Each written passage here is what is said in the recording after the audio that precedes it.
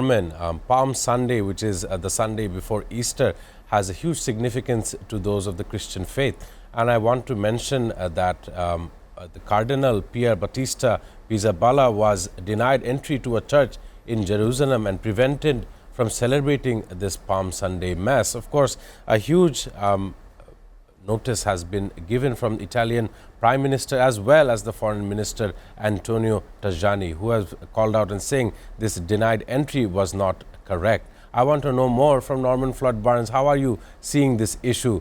Of course, Benjamin Netanyahu came to say that this was an unfortunate event. Now, this is also affecting another one of the Abrahamic religions. What is your take regarding this issue? I'm sure it is making headlines from all over the world. Norman, indeed, how are you seeing this issue unfolding? Thank you. This act of denying religious freedom is something that can't be tolerated. It shows again exactly to what extent the Israeli administration is going on regarding how they treat people. Human rights issue. This is a very serious matter to deny someone a right to practice their own religion. I don't understand exactly how someone consciously could do that without the intention of genocide. They stopping people from praying, celebrating their religious holiday, their religious right, and at the same time, you expect to have people honor yours and not. I just can't explain something like this. Why could they? Why would they? And this is not a unfortunate event. This is a planned event to excite, ignite, and cause people pain, and to again start another front.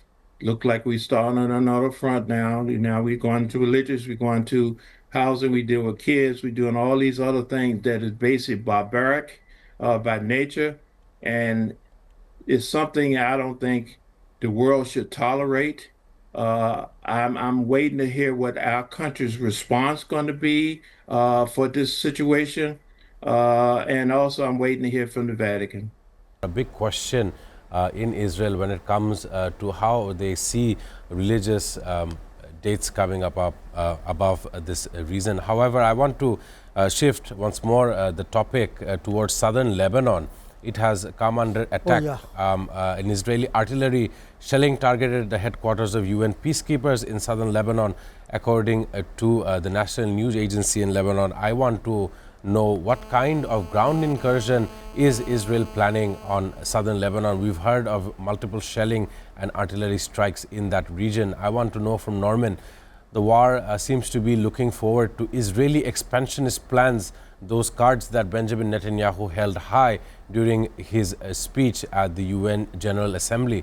So that is definitely underway, but having the UN headquarters being attacked is a new normal. So I want to know from Norman, how are you seeing this? It's going to be very devastating for Lebanon in the coming days. Norman. Yes, it's very devastating for Lebanon and also for Israel. Also, there's conversations out there, haven't verified yet, that Israel is very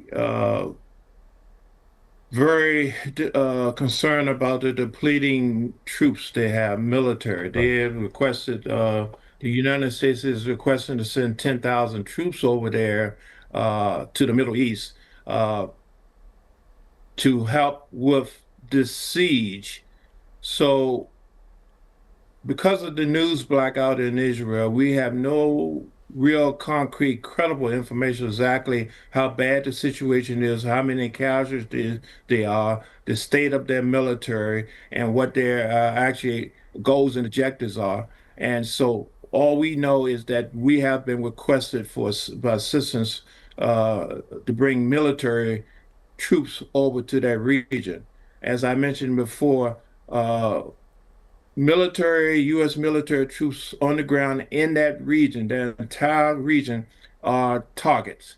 And it appears to me is that They are the Iranians and their counterparts are basically creating a situation as a bait, trying to get the U.S. to put troops on the ground so they can focus in on uh, providing pain and carnage to the soldiers. So the impact will go back to the United States, similar like we had in Vietnam, to the point that our sons and daughters are being killed, and that will put pressure onto our administration to end this conflict and this issue in the region. The goal of the Iranian is to have a complete whitewash of Americans' impact and presence in the region, to get them completely out of the region, and that including Israel. So right now, we're looking at a long haul in terms of this conflict. Israel is still doing the assassination, the hits, the kills, and the pain infliction on southern Lebanon, similar to what they did in Gaza. And as you know, Gaza still has not been resolved. We basically opened a wound, we destroyed the infrastructure, completely devastated the area, put people in genocide situation. It looks like they want to continue that across the region with no solutions, endless war, no peace, no compromise, just kill, kill, destroy, and kill more. So that is what we seeing with the Israelis. And unfortunately, with their temperament and what's going on, is basically isolating them from the rest of the world. It's coming very problematic for the United States to have that association with them. And the mission has not been defined exactly. It appears that Israel has its own campaign, while the United States has another. So I don't know how we're going to get out of this because we have made alliance with a country, well, not a country, a state of Israel, who wants to basically create war. And we are trying to figure out exactly how we position ourselves in that and how we get out of this situation unscathed. Unfortunately, I think we ended too far now to basically get out it like that. We have to finish the deal, finish the mission. First, we have to identify what the mission is, and then we have to finish the mission. And that is going to come with a cost, a high cost. Of course, due to time constraints, I want to continue the conversation with Norman. The end game, the mission, and what really the mission is. Last year, the U.S. president had gone in for a visit of the Middle Eastern nations. Some of the promises that were kept of defense agreements, and not only so, for an example, Qatar, they were supposed to provide for an Air Force One jet towards Donald Trump. And all of this combined, today we see Iran attacking infrastructure belonging to Middle Eastern nations. And in most cases, it is a win for Iran as they are accomplishing attacks. And we don't see the Gulf nations actively trying to pursue this matter, or whereas they were dependent on more of the U.S. intervention. Another question towards Norman, those who participate as the Army members or members of the Army, members of the U.S. forces, Marines that take part in such action, what are their rewards for doing so for their nation, and the loss of life, and how are their families being treated in the U.S.? Just out of curiosity, I want to know regarding this issue, what happens to those who fight in the war and whose lives are forever scarred? I want to know from Norman, given that it is an emotional string that I have just pulled on. Norman, how do you think about this? Well, it's a very difficult response to respond to that because traditionally, U.S. military and their families are protected and protected by Congress, the government, and of course the president. Uh, this situation, I have no idea.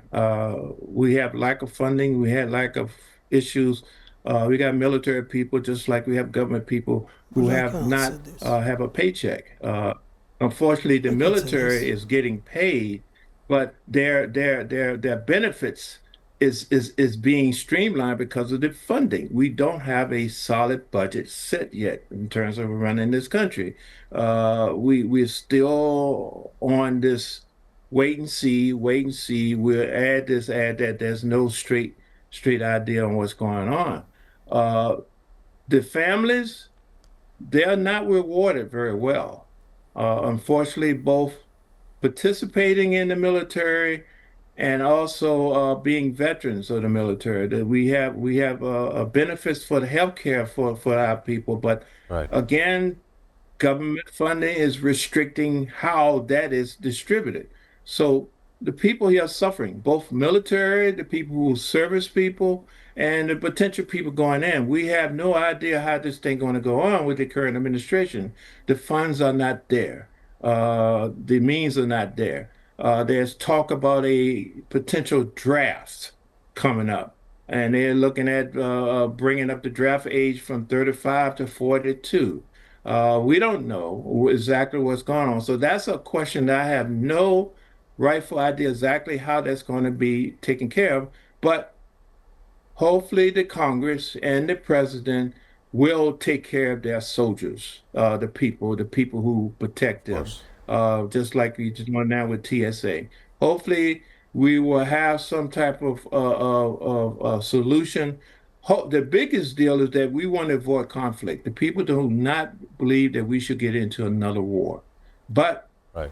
if we do, we want to make sure that our people, our families are taken care of. That is, again, the big question mark.